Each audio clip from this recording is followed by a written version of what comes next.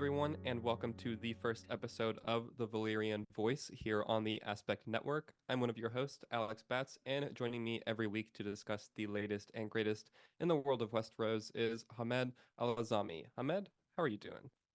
I'm doing well. I'm doing well. Very excited to be here and honored that you guys, ended up coming to me with this.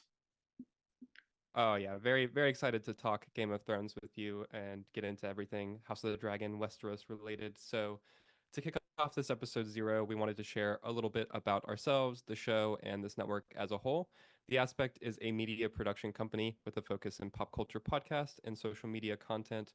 Currently, we have a slate of rotating series here on our podcast feed, on our YouTube channel, and our social media, with more to come over the coming weeks. We're essentially going to be your one-stop shop for all things in the world and House of the Dragon and Game of Thrones universe, pretty much as a whole.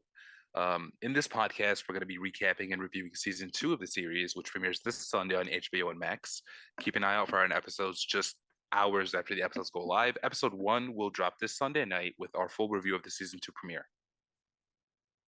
Awesome.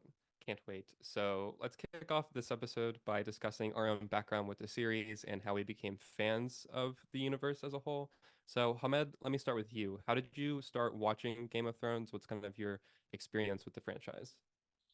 I was pretty much around Game of Thrones because I had a group of friends that was watching it like the entire time, and I pretty much just got into the hype around the time season 6 was releasing, episode by episode. And I remember Mhm. just watching, I got hooked immediately. I believe like I was finishing up like seasons within days. I think I was caught up by the middle of season 6, like finished the first 5 seasons in like a couple weeks maximum. Yeah, that's awesome. So you did. So we're similar in the fact that I also did not. I was not watching from the very beginning. I was obviously aware of it. I feel like it was pretty much impossible to not be aware of Game of Thrones at the time that it was airing, especially like once it got to like Mhm. I don't know, the seasons like 4, 5, and 6. Like it was just this huge phenomenon that was happening. Um, but yeah, I think I got caught up around season 6, and I was completely caught up by the time that season 7 premiered. And like you, I just like was binging through it to be caught up so that I could watch those week to week. And like watching them, it was so fun binging to get caught up, but then like the wait from then whenever it premiered and like getting it one episode a week and then having to wait to the next week was so excruciating. I was like, oh, this is the Mhm. worst thing ever. No, I totally, And then I it get that. also it sucked too because then in like the later seasons they had like such a much longer break between the seasons. Like we had like multiple years between Yeah, the last few, which was like oh, it was so rough. Yeah, they're great. I definitely think that the show reached this like critical mass point, and like I know a lot of people kind of are more iffy on the last 2 seasons, especially the last season. But like I still love them a lot, even like I have gripes with the ending or whatever, but I still think as a whole, like if anyone is ever like, oh, should I watch Game of Thrones? Like, yeah, absolutely. Like the 90% of the show is just phenomenal. Like it's yeah, incredible no, stuff. no, I totally agree. I remember actually I was finishing up like I finished season 1 in 2 days, season 2 in 2 days, and so forth. I remember actually during Mhm. season 4, during the episode of the Red Wedding, I was so shocked because I was so emotionally invested at that point. I remember I literally took a Yeah, week off. I just could not watch the show from how shocked I was after watching the Red Wedding, and dude. it was man, it was heartbreaking. It was devastating. I remember every emotion that I felt during that moment. Oh man, it was ridiculous. No, it was rough. I literally so the Red Wedding, I at the time whenever I was going through my binge, I would literally be like watching episodes because I would get to work like an hour early because I prefer to get places super early. I just have always been like that. And so like I would literally get to work like an hour early and just sit in my car and like watch episodes or like however much of an episode I could like on my phone before going into work. And so I didn't know about the Red Wedding, right? And I'm sitting in my car and I'm watching this episode and the episode ends and then I have to just go and like walk into work and like deal with the emotional toll of that. And I was like, I can't. I'm supposed to function for the next like 8 hours. This is the worst thing ever.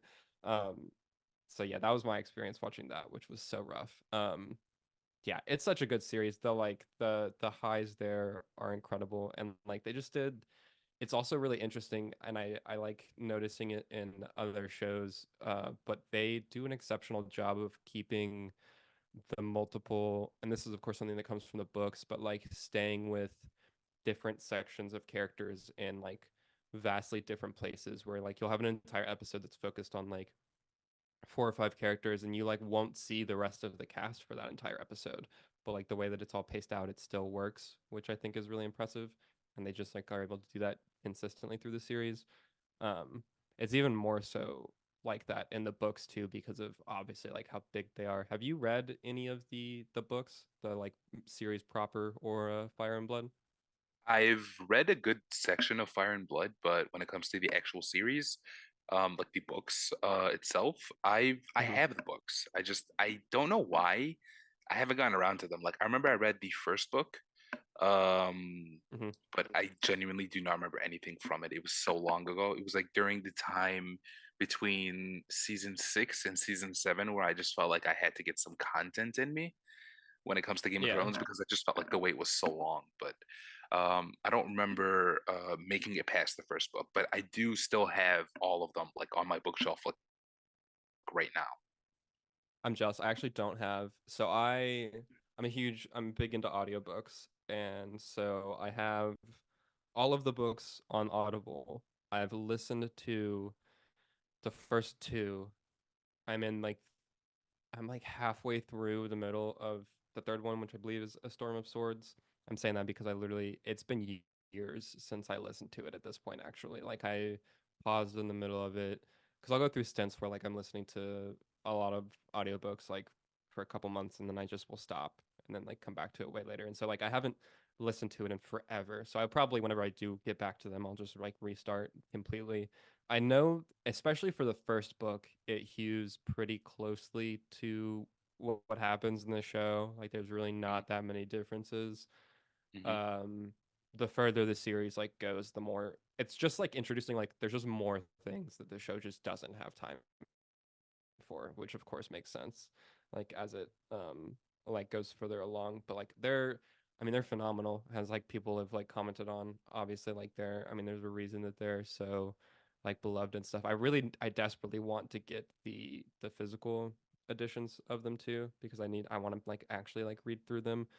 Fire and Blood though, which is the basis for House of the Dragon, I have well it's so ridiculous that we still also will need like Fire and Blood Part 2 because this is literally the first 150 years of the Targaryen like dynasty.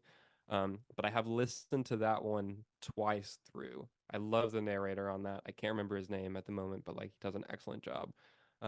But like I've listened to Fire and Blood twice, and I wanted to reread it, or and like because I have the physical version of that one, and I wanted to like read it fully before House of the Dragon season 2 premiered.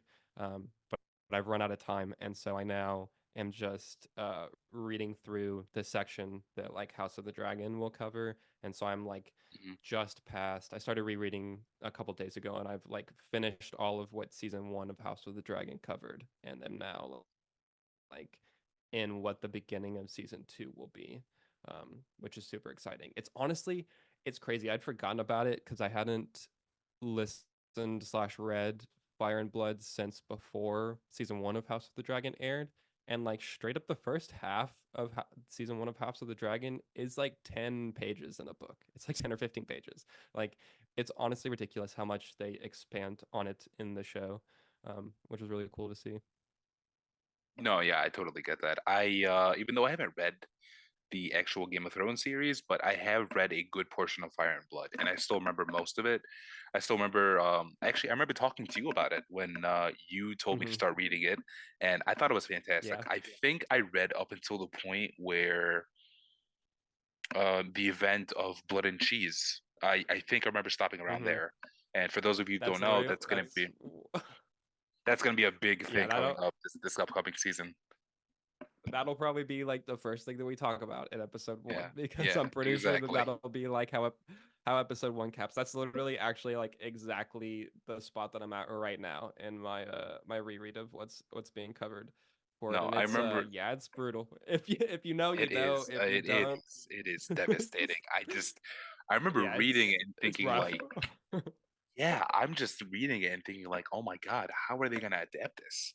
Like, this is gonna be like Yeah, the Red Wedding times 10, yeah, considering I how remember. personal it is and all the, It's the underlying themes and the families involved and stuff like that. At least the Red Wedding was like, it's opposing factions. really But rival. this, Yeah, yeah, yeah, yeah. exactly. Dude, But this this that's is what breaks my heart family. so much about all of like House of the Dragon and Fire and Blood. I'm like, the Targaryens are my favorite family, and I'm just watching them just absolutely destroy each other. And I'm like, and I know how like all of this has to end, and it's just nothing but tragedy. And I'm like, this hurts, this sucks.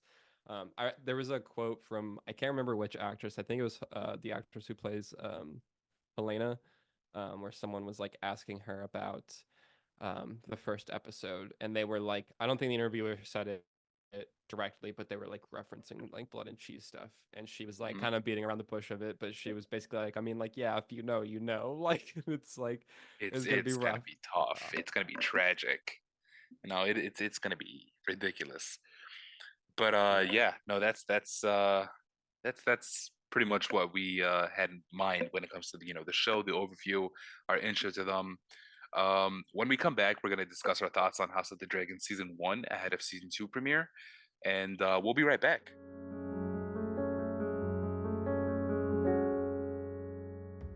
hey, Aspect listener, my name is Alex. And I'm Kate, enjoying this show on the Aspect Network. Then check out Bending the Narrative. We are your one stop shop for everything in the world of Avatar The Last Airbender. Each week, we go back and discuss your favorite episodes of the series with a particular focus on the characters and narrative threads that tie the series together. In addition to discussing the original series, we also dive into other stories in the world of Avatar, like Legend of Korra, the live action Netflix series, the books, the comics, and more. Join us as we travel the globe with Team Avatar and discuss one of the greatest animated series of all time on Bending the Narrative here on the Aspect Network. Now, back to the show.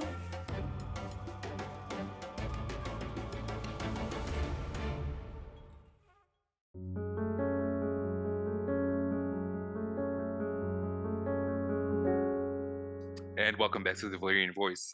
Before the break, we discussed our love and history with the Game of Thrones franchise, and we wanted to catch some folks up with our thoughts and feelings on the House of Dragon and season one, essentially. Alex, let's start with you this time. What were your expectations for season one, and did you think the show exceeded them? Yeah, so this is wild because honestly, I had ridiculously high expectations for the show and for season one. Because as we were talking about before the break, absolutely loved Game of Thrones. Super, super high bar as far as like production across the board, just storytelling.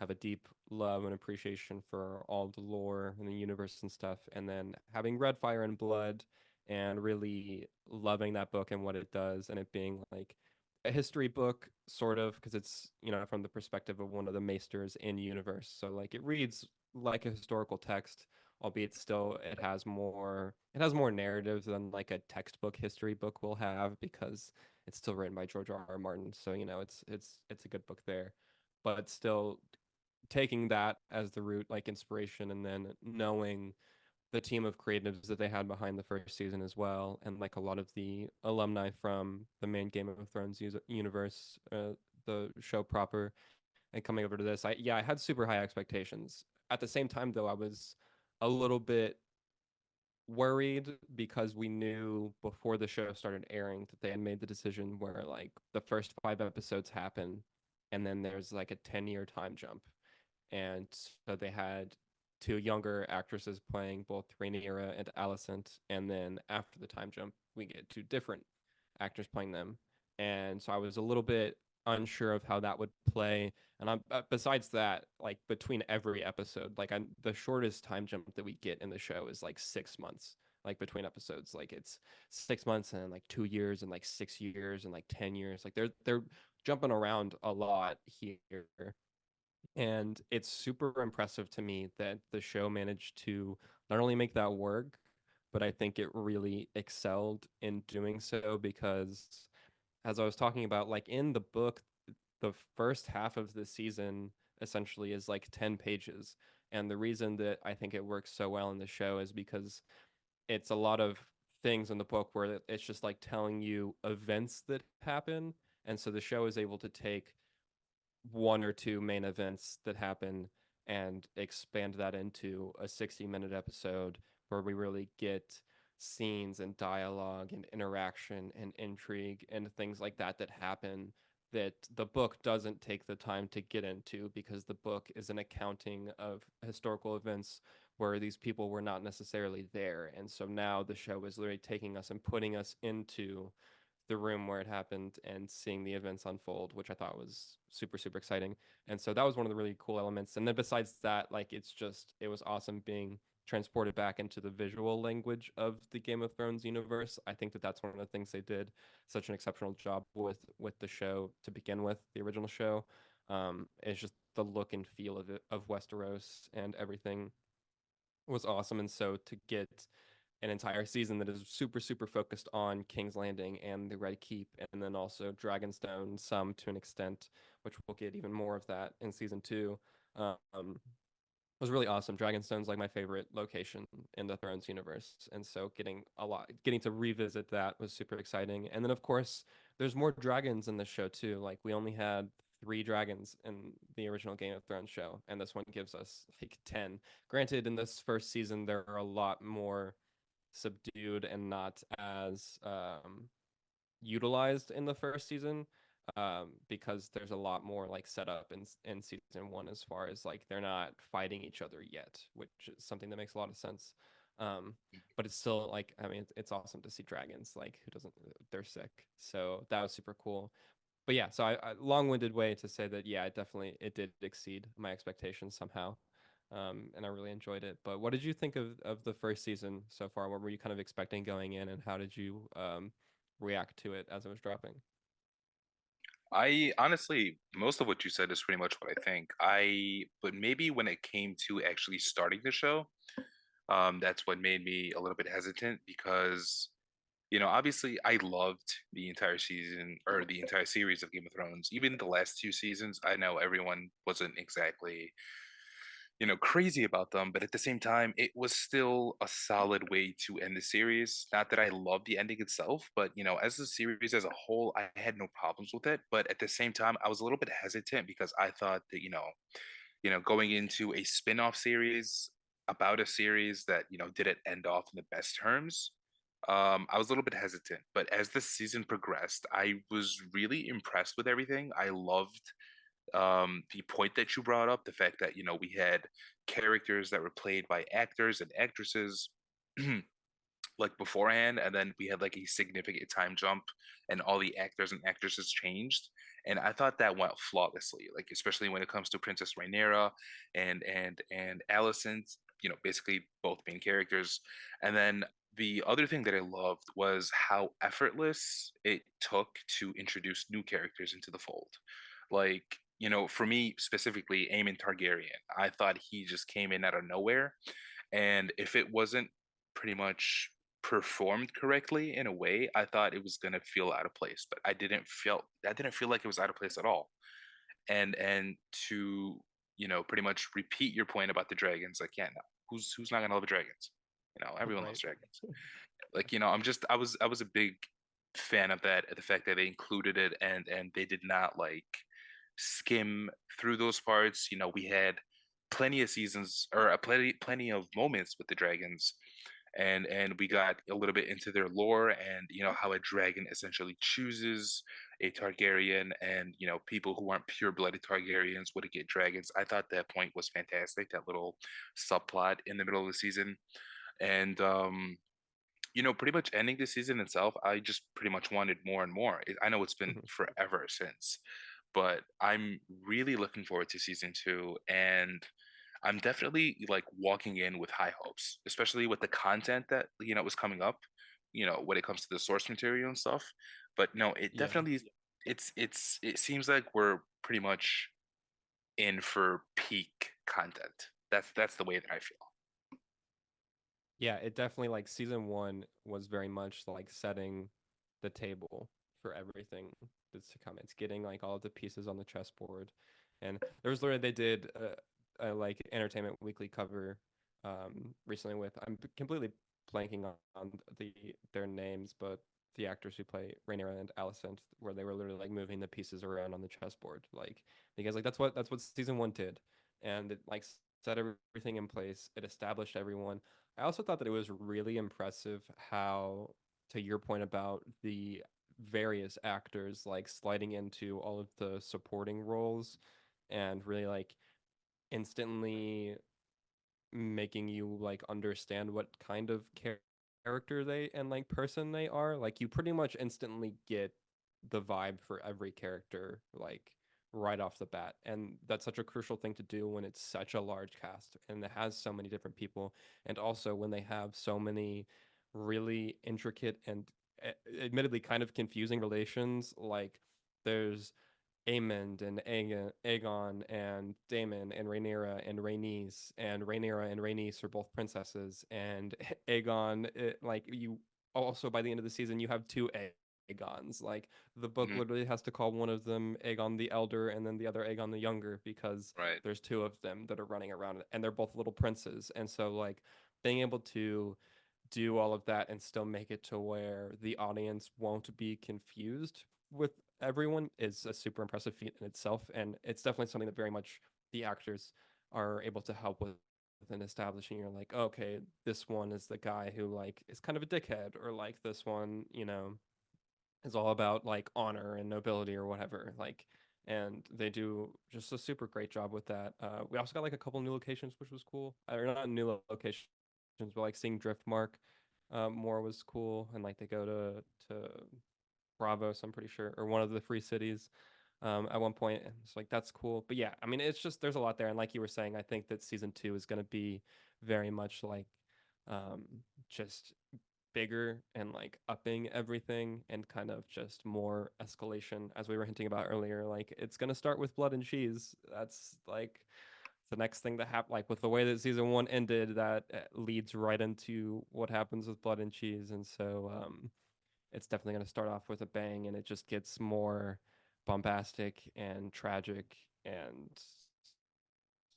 heartbreaking from there. And I know that they've talked about too in like interviews that they've got battles that are like essentially the like production level of entire episodes that are like 15 to 30-minute battles and whatnot. And the like Game of Thrones proper series became very well known for how it handled its battles and things like that. And so I'm excited to see what they do with that in House of the Dragon. We got like one kind of smaller scale like battle that happened at the Stepstones, which was cool to see. But this is really going to be on another level because all the dragons are about to start fighting each other, which is going to be intense.